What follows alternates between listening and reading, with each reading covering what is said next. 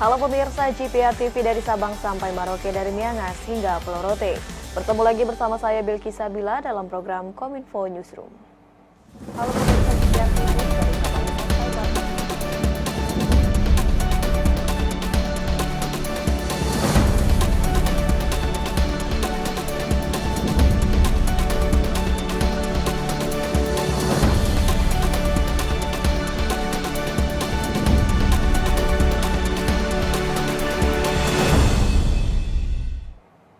Inilah Kominfo Newsroom selengkapnya pemirsa. Kepala Sekretariat Presiden Heru Budi Hartono menemui rombongan demonstran guna menampung aspirasi massa buruh dari Konfederasi Serikat Pekerja Seluruh Indonesia.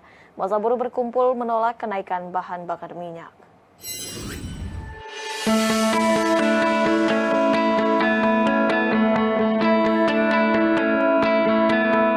Kepala Sekretariat Presiden Heru Budi Hartono menemui secara langsung massa buruh dari Konfederasi Serikat Pekerja Seluruh Indonesia yang melakukan unjuk rasa terkait kenaikan harga bahan bakar minyak di kawasan Tugu Arjuna Wijaya, Jakarta. Dalam keterangannya selepas pertemuan tersebut, Heru mengatakan bahwa pihaknya akan turut mengundang instansi terkait untuk membahas sejumlah poin yang menjadi tuntutan para buruh. Adapun poin-poin itu antara lain terkait peraturan pemerintah nomor 36 tahun 2021 tentang pengupahan dan terkait Undang-Undang Cipta Kerja. Saya nerima nampung aja, nanti besok saya undang kementerian terkait, tenaga kerja, menteri investasi, mungkin dari dan Menko Perekonomian, 3 kementerian itu saya undang. Akan melanjutkan aspirasi. Oh iya dong, kan beliau meneruskan ke saya, kalau saya pegang kan PR-nya di saya. Jadi beliau nuntut saya. Jadi kami akan kawal lah katanya Pak Heru, tolong aspirasi kami ini untuk ditindaklanjuti kira-kira itu. Di kesempatan yang sama, Sekjen KSPSI Hermanto Ahmad menyampaikan bahwa kenaikan BBM akan berdampak pada kenaikan harga bahan-bahan pokok dan komoditas lainnya sementara upah pekerja tidak naik. Gaji pekerja ini nggak naik gitu, upah minimum ini nggak naik. Selama 2 tahun ini nggak naik upah minimum. Oleh karena itulah kami tadi sampaikan ke Pak Heru usulan kami bahwa formula dari PP 36 2021 itu perlu dirubah sehingga mempertimbangkan kebutuhan hidup layak bagi pekerja sehari-hari. Selain itu, Wakil KSPSI juga mendorong agar Dewan Pengupahan difungsikan kembali untuk merumuskan penetapan upah dengan mempertimbangkan 2 hal, yaitu inflasi dan produk domestik regional bruto maupun PDB nasional. Kenapa? Karena PDRB masing-masing daerah memiliki tingkat kemampuan ekonomi daerah masing-masing dan juga tingkat daya beli masing-masing. Pada dasar itu sekurang-kurangnya inflasi plus PDB atau PDRB sebagai formula untuk kenaikan upah tahun ini.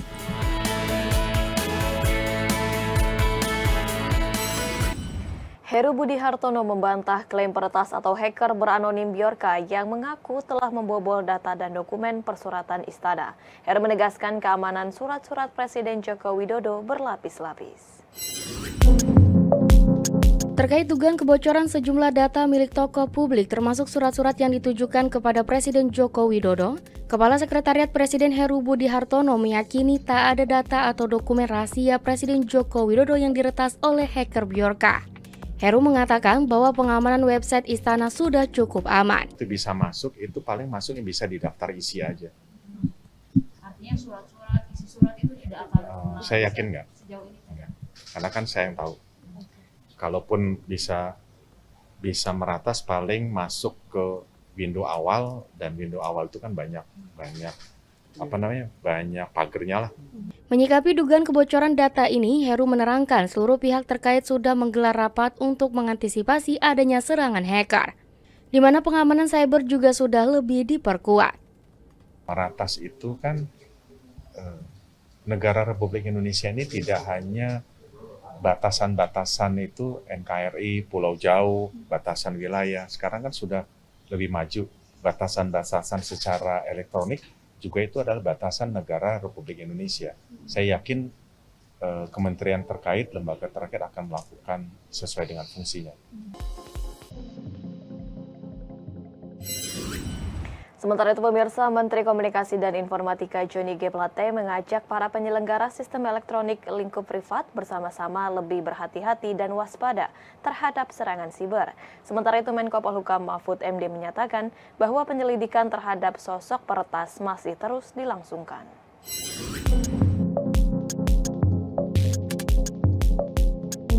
Menteri Komunikasi dan Informatika Johnny G. Plate mengingatkan para penyelenggara sistem elektronik atau PSE privat untuk memperketat keamanan siber sistemnya sehingga bisa menjaga data masyarakat yang tergabung di sistem elektronik tersebut.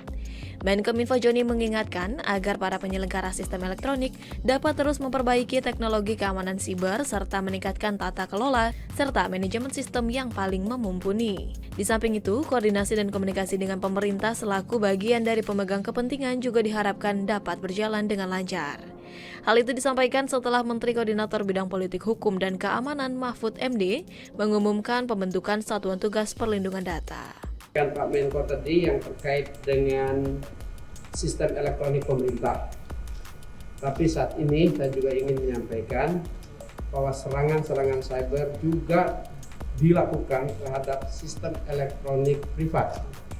Karena ya kepada penyelenggara sistem elektronik privat diminta agar betul-betul memastikan keamanan data di sistemnya masing-masing. Karena itu adalah kewajibannya. Memastikan teknologinya terus diupdate, ditingkatkan, memastikan tata kelola dan sistem manajemennya terus diperbaiki dengan melibatkan tenaga-tenaga yang ahli. Satgas Perlindungan Data tersebut dibentuk dengan dasar menanggapi serangan-serangan siber yang akhir-akhir ini muncul membocorkan data-data masyarakat. Hingga saat ini, Menko Polhukam Mahfud MD menyatakan bahwa penyelidikan terhadap sosok peretas masih terus dilangsungkan dan ia dengan yakin mengklaim tidak ada data rahasia yang bocor. Menko Polhukam Mahfud MD menyebut pembuatan Satgas Perlindungan Data sebagai respon kehati-hatian dari serangan siber. Punya tim pengamanan cyber dan penindakan, maka disampaikan hal-hal berikut. Kita akan serius menangani dan sudah mulai menangani masalah ini, ya. Tetapi juga publik atau masyarakat harus tenang karena sebenarnya sampai detik ini Sebagai upaya mengurangi kesenjangan tenaga non-ASN, Menteri Pan-RB Abdullah Azhar Anas bersama dengan Badan Kepegawaian Negara Republik Indonesia akan membuat peraturan baru. Nantinya para penerima ASN yang tersebar di seluruh wilayah Indonesia akan membuat perjanjian tertulis untuk siap bertugas tanpa berpindah tempat dalam kurun waktu yang telah disepakati.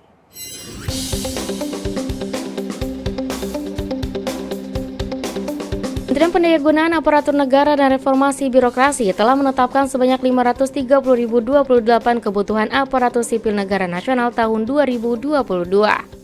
Jumlah tersebut merupakan total dari penetapan kebutuhan untuk instansi pusat dan daerah, dengan daerah masing-masing sebanyak 90.690 dan 439.338. Adapun kebutuhan instansi daerah terinci terbagi atas dasar P3K Guru, P3K Tenaga Kesehatan, dan P3K Tenaga Teknis. Menteri Pan-RB Abdullah Azhar Anas mengungkapkan salah satu prioritas pemerintah saat ini adalah penataan tenaga non-ASN, terutama dalam pemenuhan guru dan tenaga kesehatan secara nasional. Namun, nyatanya hal tersebut tidak didukung dengan penyebaran ASN yang tidak merata sehingga terjadi penumpukan di kota besar, karena minimnya pendaftar calon ASN di daerah-daerah terpencil. Dalam mengurangi permasalahan tenaga non-ASN, Menteri Anas bersama dengan Badan Kepegawaian Negara Republik Indonesia akan membuat peraturan baru, di mana nantinya para penerima ASN yang tersebar di seluruh wilayah Indonesia untuk membuat perjanjian secara tertulis yang menyatakan siap tanpa berpindah tempat dalam kurun waktu yang telah disepakati. Saya akan ambil keputusan dalam beberapa hari bersama BKN. Mereka yang akan masuk menjadi ASN di tempat usulan harus melakukan perjanjian dan mereka siap tidak pindah dalam kurun waktu tertentu yang telah disepakati. Gitu ya. Dan bukan hanya ini saja, ini harus dibikin lewat sistem. Kenapa? Oke. Jadi nanti mereka tidak bisa ngeklik. Jadi aplikasinya tidak masuk, tunjangannya tidak bisa diklik dan seterusnya dan seterusnya.